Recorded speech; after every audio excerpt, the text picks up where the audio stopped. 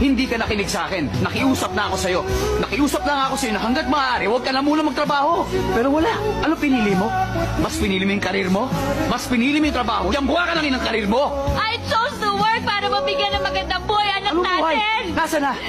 Ha? Asa na? Meron na nga sana dati! Nasa na? Wala! Anong buhay bibigay mo? Wala! Hindi mo alam kung ano yung sinasabi mo dahil hindi mo naman pinagdaanan ko ano yung pinagdaanan ko. Dahil hindi mo alam kung ano yung hirap na pinagpapasapasahan ka ng mga kamag-anak mo dahil wala ka ng magulang. Kaya nga nung nalaman kong buntis ako at hindi pa tayo na hindi ko kayang tumigil sa pagtatrabaho. Masama ba yun? Masama ba na maghangad ako ng magandang buhay para sa anak ko?